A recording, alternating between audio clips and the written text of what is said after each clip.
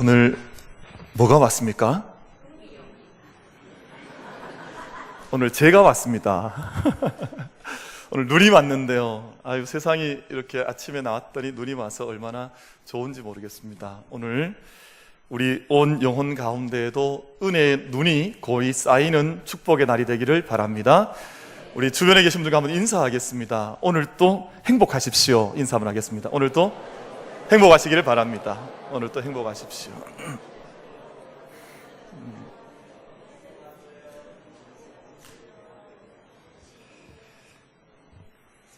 우리 시온 찬양대는 어디 전지훈련 다녀오셨습니까?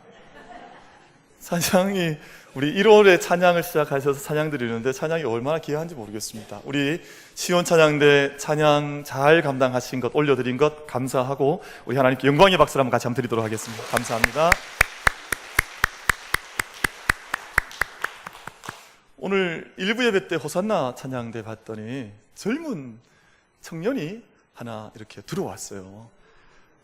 이 신혜라고 하는 우리 청년인데 들어와서 보니까 평균 연령이 반으로 확 떨어져 버렸어요.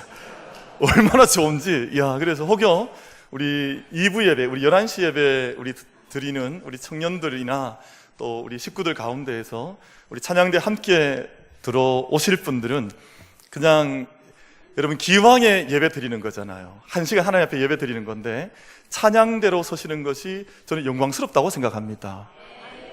우리가 찬양대 하나님 앞에 그 영광스러운 찬양을 올려드리는 것이 얼마나 귀한 일입니까? 항소를 드림보다 찬양을 올려드리는 것이 더 귀한 제사라 그랬는데, 그래서 혹여 그렇다고 다음 주부터 다 성가대 가운 입고 다 오시면 안 되고, 그러니까 혹여 마음에 좀 이렇게 소망이 있는 분들은 뭐 나이 관계 없습니다. 그러나 음치는 곤란합니다. 그러니까 어쨌든 잘 적절하게 한번 이렇게 찬양대에 서시고 싶으신 분들은 지원하셔서 우리 함께 찬양대에 서시는 것도 좋겠다, 그런 생각이 있습니다. 감사하고요.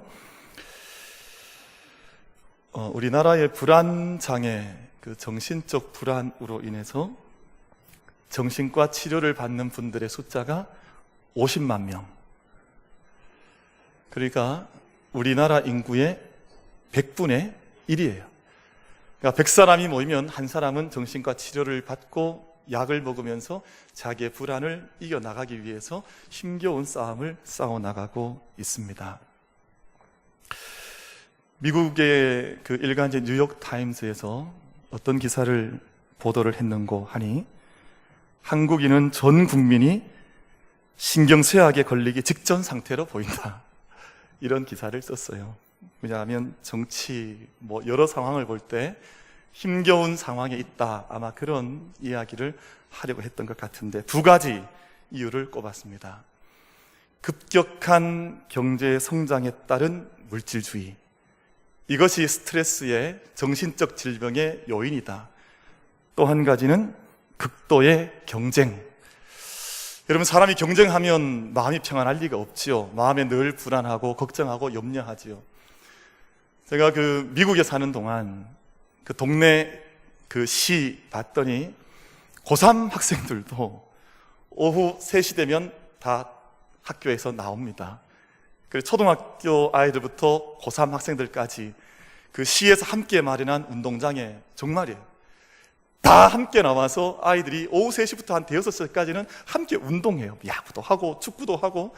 아이들 근데 우리 아이들은 밤 12시 되어도 얼굴 못 보잖아요.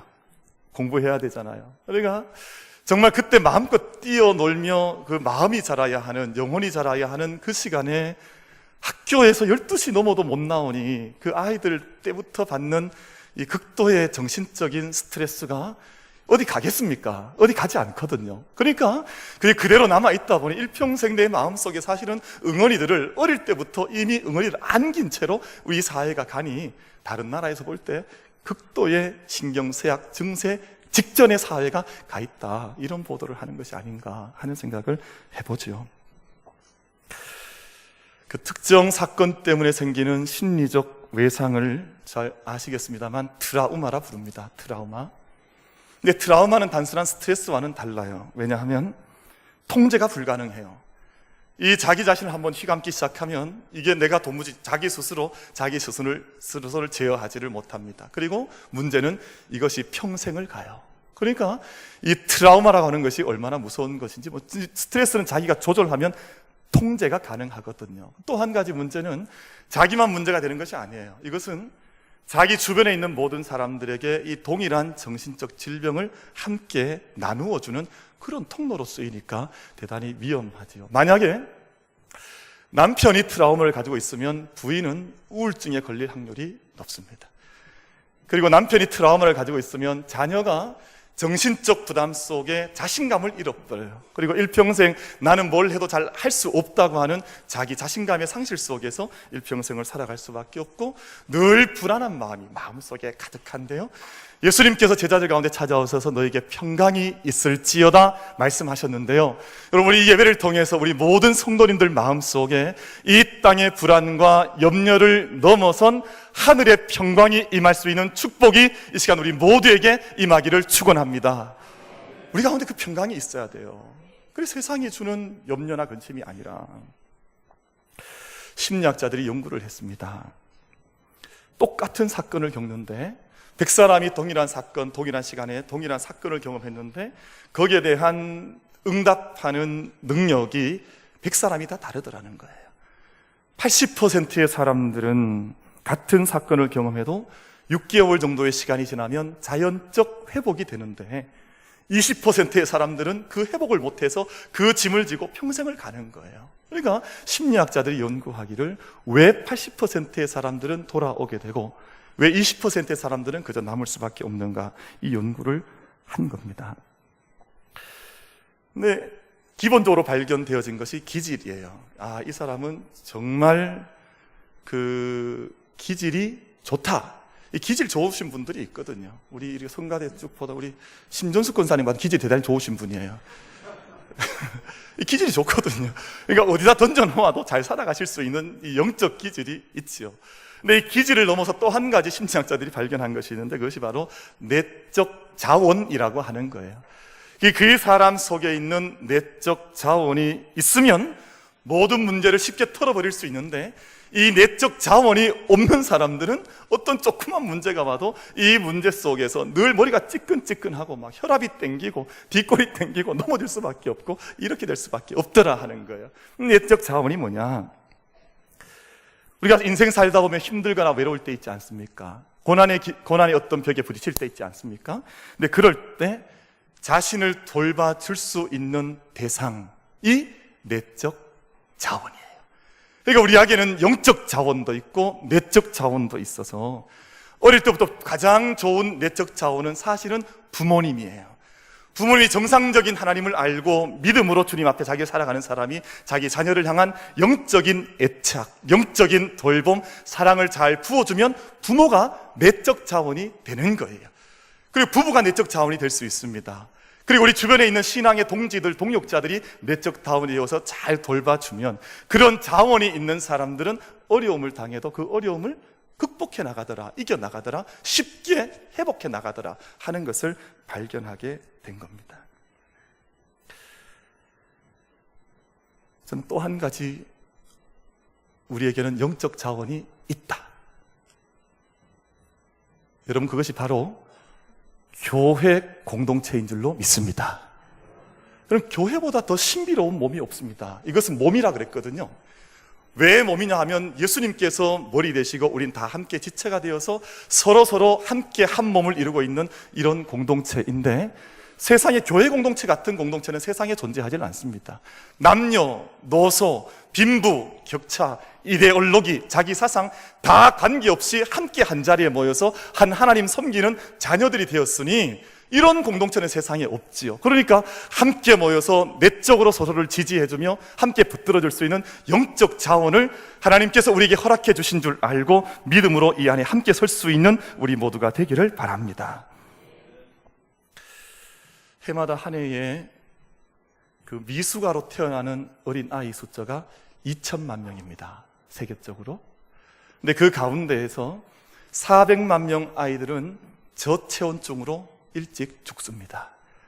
왜냐하면 몸의 온도가 떨어지니까 살 수가 없는 거예요. 우리 몸의 온도가 몇 도입니까? 아이고야, 다 잘 알고 계시다고 그러죠. 여기가 36.5도, 365일 매일같이 36.5도를 잘 유지해야 하는데, 이 저체온증이라는 게 뭐냐 하면 뭐 온도가 5도, 10도 뚝뚝 떨어지는 게 아니에요. 35도만 되어도 저체온증입니다. 그때부터 몸 안에 병이 생기는 거예요. 그래서 특별히 몸이 차갑거나 몸이 어려우면, 따뜻하지 않으면 거기에 쉽게 질병들이 들어와서 뭐 평범했던 인자들도 암세포로 확 바뀌어버리고, 몸이 따뜻한 것이 얼마나 중요한지 모릅니다. 그런데 한 해의 저체온증으로 온도가 유지가 되지 못해서 죽어나가는 생명의 숫자가 400만이 넘는 거예요. 2007년 스탠퍼드 대학에서 대학원생 4명이 이것을 너무 안타깝게 생각을 해서 프로젝트를 하나 했으면, 젊은 친구들이 함께 모여서 이 세상에 저개발 국가들 아이들 많이 있는데 우리가 이 아이들 도울 수 있는 뭔가를 좀 발명해보자. 여러분, 인큐베이터 있지 않습니까? 인큐베이터는 한 대당 가격이 2천만 원이 넘는데요. 그러니까 저개발국에서 아이들 태어난다고 해서 어디서 인큐베이터를 구해서 그 아이들 생명 구하겠습니까? 못 구하지요. 그러니까 이 대학원생, 스탠퍼드 대학에 있는 대학원생 4명이 함께 모여서 머리 싸매고 개발을 했는데, 그게 뭐냐면 Embrace Infant Warmer라고 하는 기계를 발명한 거예요. 그러니까 Embrace라는 말은 영어적 표현으로 이게 껴안는다, 허그한다, 그런 뜻이거든요. 인퍼는 갓난 아기를 말해요. 그리고 워머는 따뜻하게 데펴주는 걸 말하지요. 근데 이 가격이 얼마냐 하면 30만 원이면 하나를 마련하는 거예요. 그래서 이 인브레이스라고 하는 기구를 만들어서 또 거기에 또 이 도네이션 한다 그러죠. 자금을 이렇게 함께 지원해 주는 분들, 선한 마음을 가진 분들을 모아서 한 해에 이 세계에 있는 가난한 나라들의 아이들 수십만 명을 이 젊은이들이 살려나가기를 시작을 했습니다. 얼마나 귀한 일인지 몰라요. 여러분, 근데 교회도 마찬가지입니다. 저는 교회는 하나님께서 이 땅 가운데 심어주신 영적인 워머, 영적인 인큐베이터라고 생각을 하는 거죠. 우리가 세상에서 영적인 온도를 가지지 못하는 사람들이 많이 있는데, 이 재단 가운데 나와서 주님의 교회 공동체 가운데 함께 몸담아, 여러분, 생명은 따뜻한 온도를 의미하는 거거든요. 온도를 잃어버리면 죽습니다. 1.5도 떨어지면 죽습니다. 그때부터 병이 오는 거거든요. 그 가정이 병이 드는 이유가 바로 거기 아니에요? 교회가 어려움을 당하는 때도 그런 때 아닙니까? 국가와 민족이, 나라가 어려운 때도 그 나라 속에 있어야 하는 온도가 떨어져 있기 때문에, 복잡하게 무슨 법에까지 가지 않아도, 무슨 뭐 특검 가지 않아도, 헌법재판소 가지 않아도 이유는 간단합니다. 이 나라가 가져야 하는 영적 온도, 사랑의 온도가 떨어져 있기 때문이거든요. 여러분, 정말 이 땅이, 이 재단이, 여러분 가정이, 여러분 심령 속에 하나님의 뜨거움의 은혜가 임할 수 있도록 은총을 허락받는 이 날이 되기를 주의 이름으로 축원을 드립니다. 우리 안에 뜨거움의 은혜가 임하는 것이 그렇게 얼마나 소중한 일인지 모릅니다. 그래서 오늘 본문에서 주님께서 말씀하시기를, 우리에게 한 말씀 하셨습니다. 너희가 서로 사랑해라.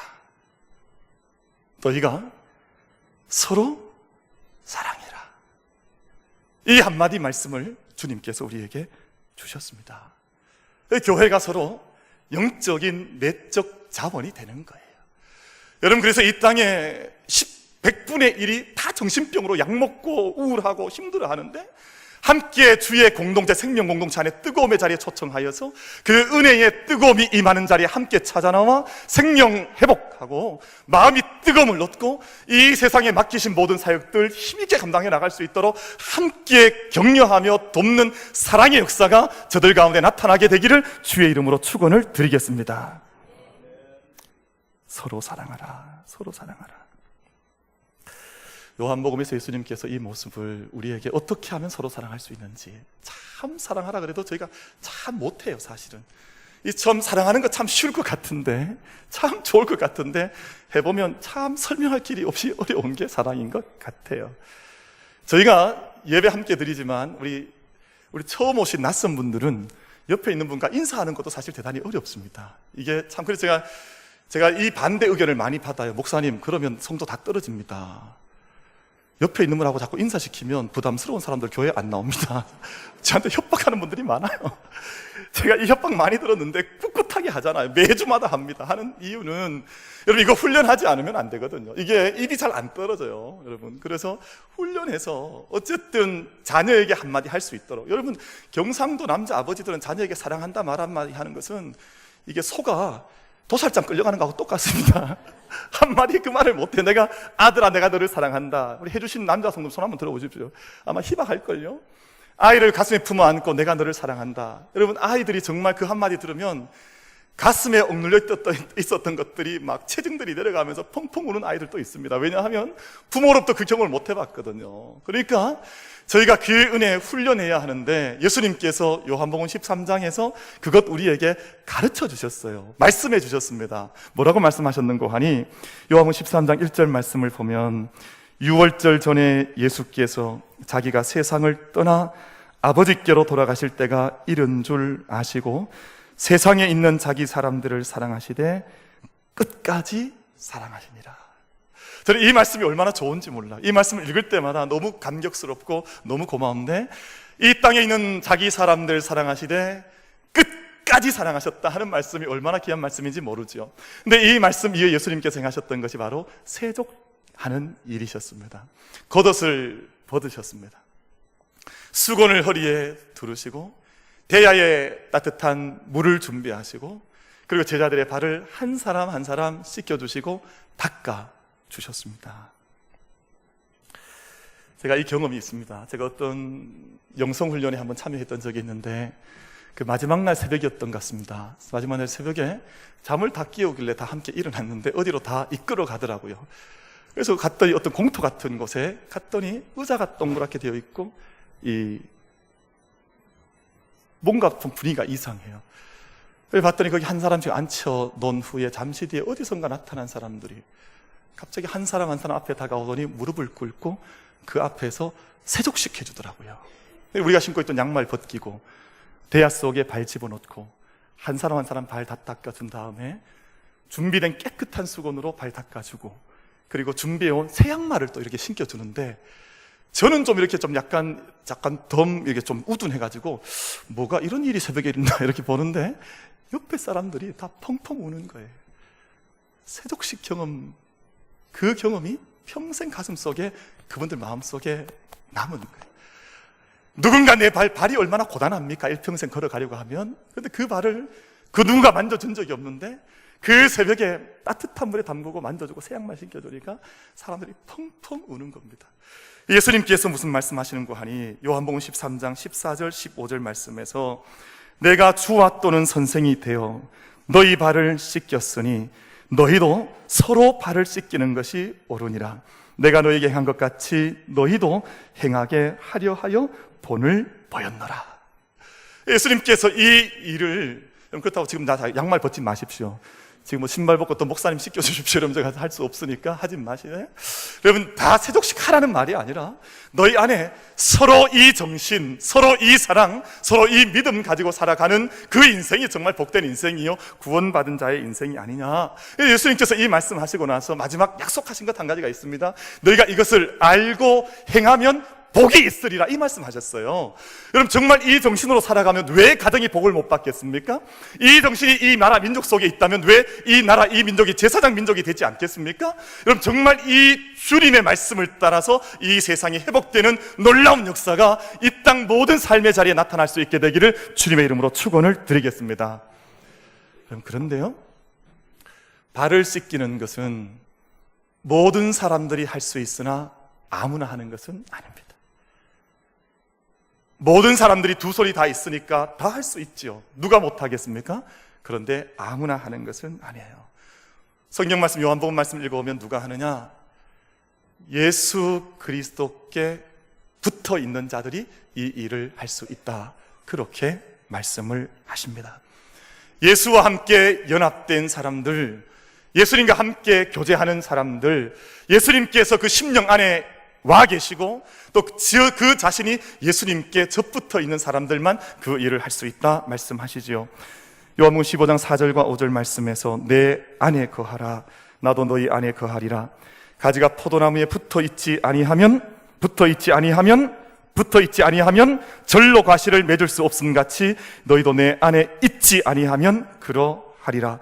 나는 포도나무여 너희는 가지니 저가 내 안에 내가 저 안에 있으면 이 사람은 과실을 많이 맺나니 나를 떠나서는 너희가 아무것도 할 수 없습니다.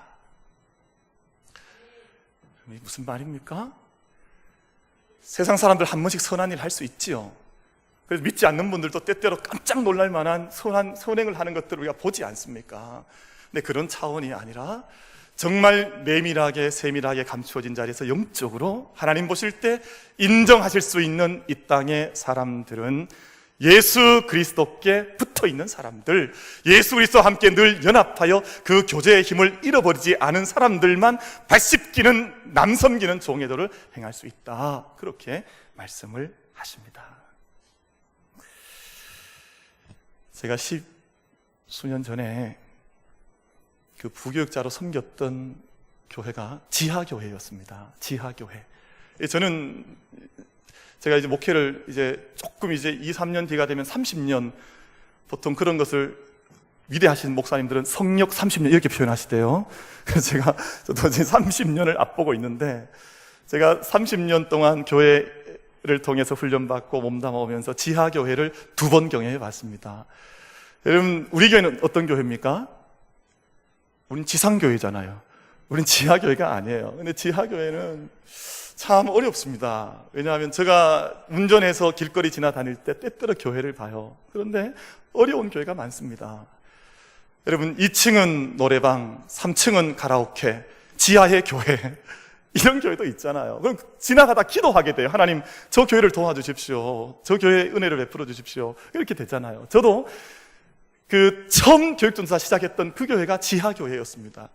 그러니까 신학교 학기 때 다니면서 이제 옷가지나 책들을 이 교회 여름방학 때면 갖다 놓는데, 방학 마치고 나면 다 버려야 됩니다. 옷에 곰팡이 쓸지요, 책 곰팡이 쓸지요, 쓸 수 있는 게 하나도 없어요. 제가 2번째 섬겼던 지하교회가 제가 지금 말씀드린 이 교회인데, 부목사로 교회 섬길 때 지하교회였습니다. 근데 이 교회가 평소에는 문제가 없는데 언제 문제가 생기냐? 여름 장마철에 문제가 생겨요. 이 교회를 어떻게 지었는지 모르지만 그 교회 건물 안에 정화조가 같이 있는 거예요. 연결이 되어 있습니다. 그러니까 이 장마철에 비가 많이 넘치면 교회 본당으로 뭐가 흘러 들어와요. 그러니까 흘러 들어오면 그걸 어떻게 하겠어요? 근데 때때로 언제 연락이 오냐 하면 토요일 밤 12시에 전화가 오는 거예요. 그 비가 오니까 넘치는 거죠. 제가 뭐가 넘치는지 말을 안 해도 다 알고 계시죠?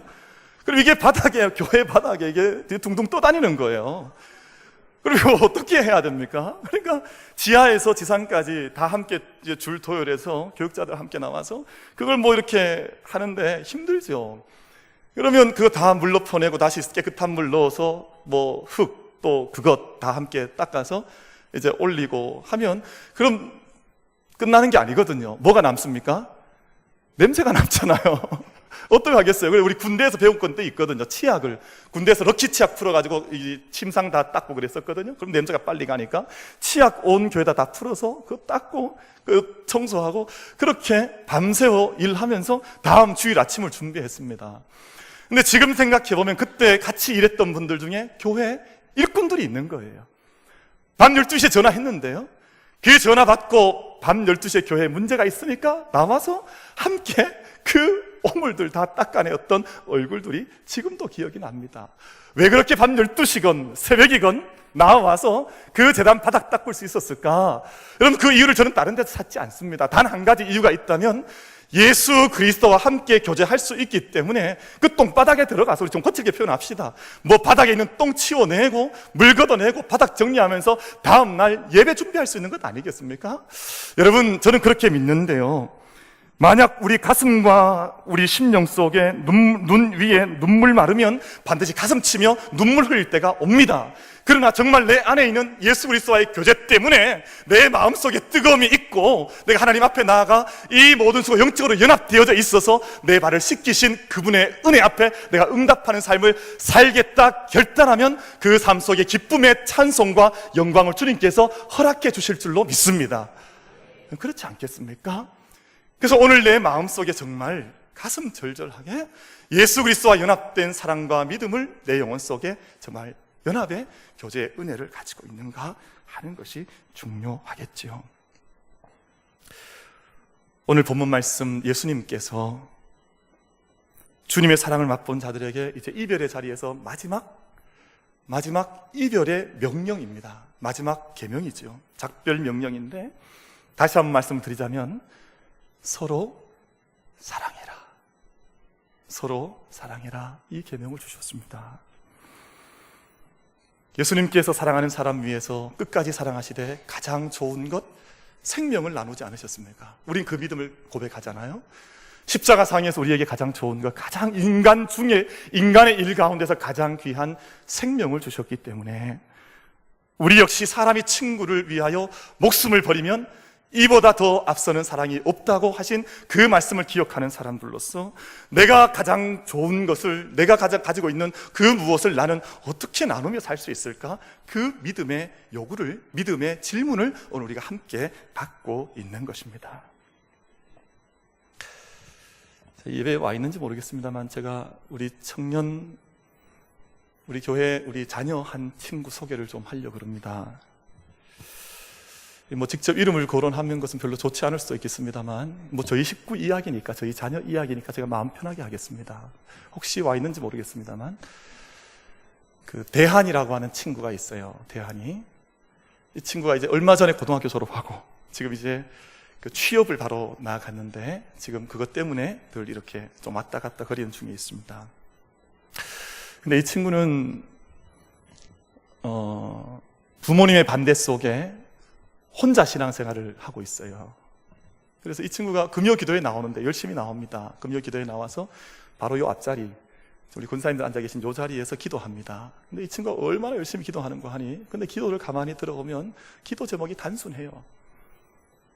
하나님, 우리 부모님들 교회 나오게 해주십시오.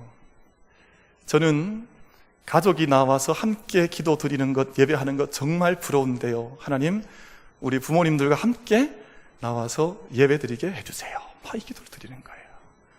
제가 참 늘 귀하게 생각합니다. 그래서 제가 때때로 함께 교회에 스쳐 가다가도 잠깐 멈춰서서 이 친구와 함께 이야기 잠깐 나누고 교제해 주는데요. 너무너무 귀한 친구라고 저는 그렇게 생각을 해요. 근데 얼마 전에 제 방에 떡 목양실에 갔더니 뭐가 종이 가방이 하나 걸려 있어요. 이 종이 가방이 뭘까? 제가 턱 열어봤더니 이 대한이가 놓고 간 거예요. 뭐냐 하면 안에 보니까 성경책이 들어있는 거예요. 이 안에 편지가 들어있어요. 그래서 제가 이렇게 읽어봤더니 사연이 그렇습니다. 부모님이 신앙을 너무 반대하시니까 집안에 성경을 둘 수 없는 거예요. 지금까지는 고등학교를 다녀서 학교에 성경책을 사물함에 보관을 했었고, 교회 올 때마다 그걸 들고 몰래 왔는데 학교를 졸업하니까 이 물건을 갖다 놓을 수 없잖아요. 성경을 둘 수 없잖아요. 그래서 저한테 가지고 온 거예요. 그래서 목사님, 언젠가 제가 자유롭게 예배드리게 될 때 그때 저한테 건네주세요 하고는 편지랑 성경을 제 방에 걸어놓은 거예요. 그래서 제가 마음에 얼마나 짠한지, 어쨌든 이 아이 어쨌든 위해서 기도하자, 아마 이 친구 위해서 기도해야 된다, 그 생각을 하는 거죠. 근데 제가 이 친구랑 교제하면서 재밌는 것 들었어요. 목사님, 저 어제 헌혈했어요. 그래서 제가 근데 그 횟수가 만나면 또 몇 달 또 헌혈했다 그러고 또 헌혈했다 그러고, 그래서 야, 너 그러다 쓰러지겠다. 무슨 헌혈 그렇게 자주 하냐. 몸 생각해가면서 헌혈해라. 그래서 헌혈을 그동안 몇 번 했냐 물었더니 애가 35번 했다는 거예요. 35번 했다길래 야, 무슨 헌혈을 고등학생이 35번을 하냐, 왜 헌혈하는데? 제가 물어봤습니다. 그랬더니 이 친구 대답이, 목사님, 저는 한 사람 살리고 싶어요. 자기 친구 중에 얼마 전에 병이 작년에 자기 친구한테 왔다는 거예요. 친구한테 병이 와서 백혈병으로 아이가 고통받고 있는데, 목사님, 제가 이 친구한테 헌혈 증서 10장 줬어요. 너무 좋아하는 거예요. 나는 이 아이 살리고 싶어요. 그런 거예요. 그러니까 이 아이 마음이 얼마나 순수합니까? 얼마나 깨끗합니까? 그럼 저희가 은혜 받는 것이요, 그리고 사람 살면서 신앙 공동체 함께 경험해 나가는 것이요, 설교, 위대한 설교 한 편 듣는 게 중요한 것이 아닙니다. 여러분, 설교 많이 들은들 뭐 합니까? 자기 삶이 하나님의 사랑을 정말 영적인 가지가 되어서 예수 그리스도에 접합되지 않으면 아무 소용없는 것 아닙니까? 근데 내 안에 하나님 사랑이 있으니까 나는 예수님 사랑받아서 세상에 나아가 한 사람 살리고 싶어서 이 아이가 다른 것 하지 않고 헌혈하는데, 그 정신 보면 우리가 은혜 받을 수 있는 것 아니에요? 여러분, 우리가 내게 있는 좋은 것, 우리의 친구가 되어주셔서 우리 가장 좋은 생명 주셨다고 주님께서 말씀하시고, 우리가 그 은혜, 누가 어떤 인간의 말이 아니라 우리 말씀 통해서, 또 말씀 전하는 자들을 통해서 우리가 그 은혜 받은 사람들 아닙니까? 그렇다면 우리가 우리 믿음 살아가는 동안 우리의 가장 좋은 것들, 또 내가 받은 가장 좋은 복음의 일들, 하늘에 속한 것들, 이 땅에 속한 것들 붙들고 가는 사람들이 얼마나 많이 세상을 분탕질 치는 것 우리가 보고 있지 않습니까? 정말 우리가 정말 좋은 것, 내가 어느 자리에 부름받아 내가 어떤 기업을 섬기고 어떤 학교를 섬기고 어떤 재단을 섬기고 어떤 교회를 섬긴다 할지라도 나의 가장 좋은 것, 나도 나눌 수 있는 그 능력, 우리가 함께 얻을 수 있는 저와 여러분이 되기를 간절히 바랍니다. 여러분, 그것이 저는 복이라고 믿습니다. 우리 올해 주제가 너는 복이 될지라, 이 주제인데요, 여러분, 저는 성경에서 이 한 사람 봅니다. 요셉이라고 하는 사람이 복이었어요. 복이 될지라가 아니라 그 삶이 가는 곳마다 그 삶의 자신 자체가 복이었어요. 여러분, 팔려서 보디발의 집에 갔지 않습니까? 근데 하나님께서 그 보디발의 집에 복을 내려주세요. 누구 복을요? 요셉 때문에 요셉이 있는 그 자리가 복이 되는 거예요. 여러분, 지하 감옥에 갇히요? 지하 감옥에 갇혔는데 그 감옥에 갇혀있던 사람들에게 그 복이 또 흘러가지 않습니까? 애굽이 기근이 찾아왔지요? 애굽의 기근이 찾아왔을 때 요셉이 그 나라에 살고 있으니까 애굽이 구원을 받는 일 나타나는 것 아닙니까? 아버지 야곱과 11 형제가 다 굶어 죽고 있을 때 그 먼 땅에 살고 있던 요셉 한 사람이 복 있는 사람이니까 그 땅에 온 가족들 불러내려서 다 함께 하늘의 복을 누리게 하지 않습니까? 우리 자신이 복이에요.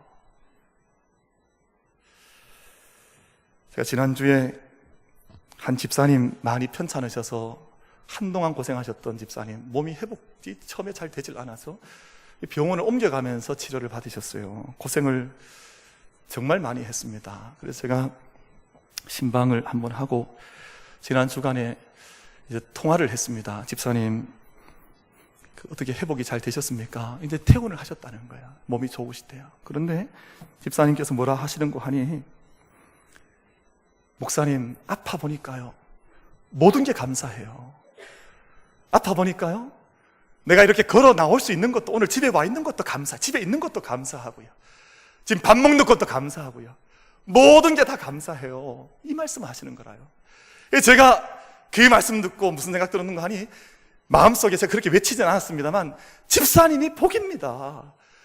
여러분, 삶의 자리에 서서 자기의 믿음의 고백을 하나님 앞에 내어놓을 수 있는 예수 그리스도와 연합된 삶을 살아가는 것 자체가 복인 줄로 믿습니다. 그러니까 그렇게 살아가라고 우리에게 복음 주시고 구원의 은혜 주신 것 아닙니까? 하나님께서 우리에게 많은 좋은 것들을 엄청나게 주셨는데요, 여러분, 좋은 것을 많이 받되 그 좋은 것을 나누지 않으면 그것은 그 자신에게 화가 됩니다. 여러분, 비근한 예로 우리가 좋은 것 많이 요즘 먹지 않습니까? 뭐 이것저것 고기도 먹고 뭐 좋은 것들, 산의 진미를 많이 먹는데 그거 먹고 운동하지 않아 보십시오. 당장 혈압 올라가고 몸에 문제 생기고 다음 주는 어디 가야 됩니까? 요 옆에 병원 가야 됩니다. 뭐 서대구 병원을 가시거나 어디를 가시거나 가셔야 돼요. 여러분, 운동하기 때문에 그 몸이 살아나는 거잖아요. 우리에게 허락하신 온갖 좋은 모든 은혜들을 이 한 해 동안 살아가시면서 여러분, 우리 안에 그저 쌓아두는 것이 아니라, 교회도 저는 마이너스 된 게 좋다고 생각합니다. 교회가 돈 많이 쌓아놓는다고 해서 교회가 부흥합니까? 영적 부흥이 일어납니까? 저는 아니라고 믿습니다. 여러분, 교회가 마이너스가 되든 하나님께서 어떤 은혜를 더하든 우리에게 주신 하나님의 사명을 넉넉히 감당해 나감으로 그 위에 은혜를 부어주신 하나님의 은총을 우리 가정도, 개인도, 이 재단도, 이 나라, 이 민족도 함께 경험해 나가는 은총이 우리 모두에게 임하기를 주님의 이름으로 축원을 드리겠습니다.